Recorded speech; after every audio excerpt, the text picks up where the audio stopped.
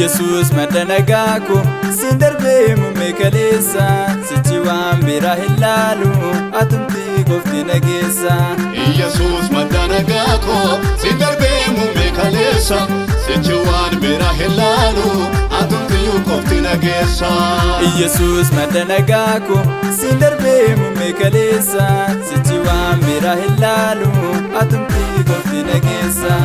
Yesus madanagaako sindarbe mumekalesa sichiwaan bira hilalu atumti gofti nageessa.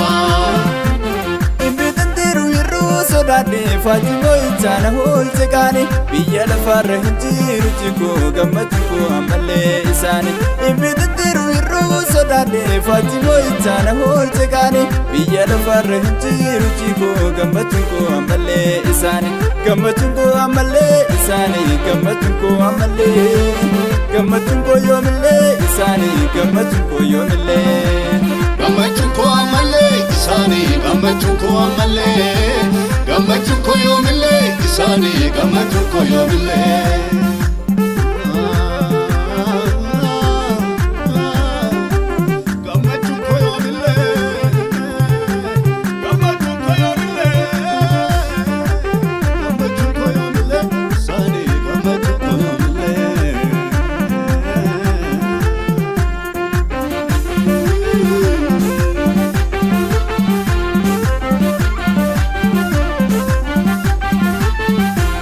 Otoni numa mindura dursite atina bekta isodatin imbirratin jabadu ana jettirta akkana ruftu nan beka uma ishiku garankon yogute so hirredesi suma gammadi dubbonkon.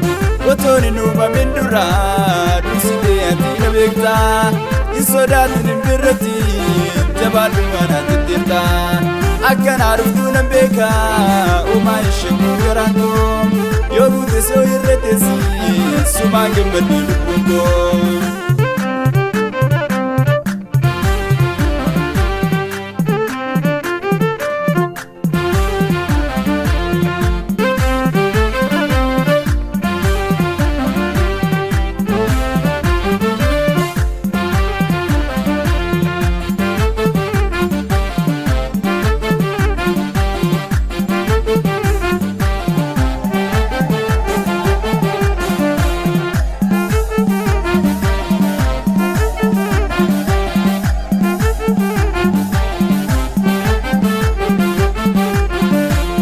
Adunya yoo teekame yoo tulluun urguufame anaaf jira waan koo isarra jira hiddi koo.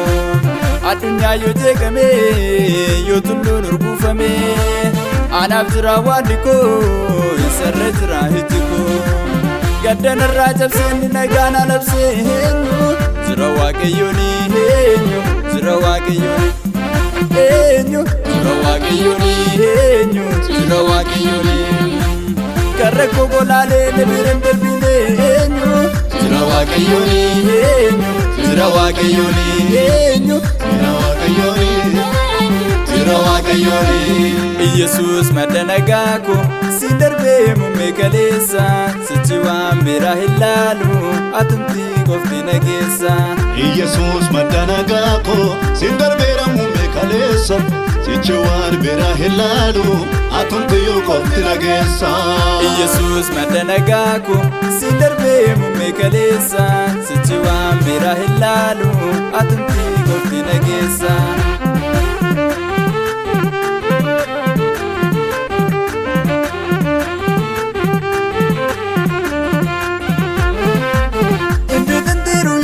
Sodade Fatimo itana holte kani biyya lafarra hinjiru jiko gammachuu ammallee isaani ibiddiru irruu sodade Fatimo itana holte kani biyya lafarra hinjiru jiko gammachuu ammallee isaani gammachuu ammallee isaani gammachuu ammallee gammachuu yoomillee isaani gammachuu yoomillee gammachuu ammallee isaani gammachuu ammallee gammachuu yoomillee isaani gammachuu yoomillee.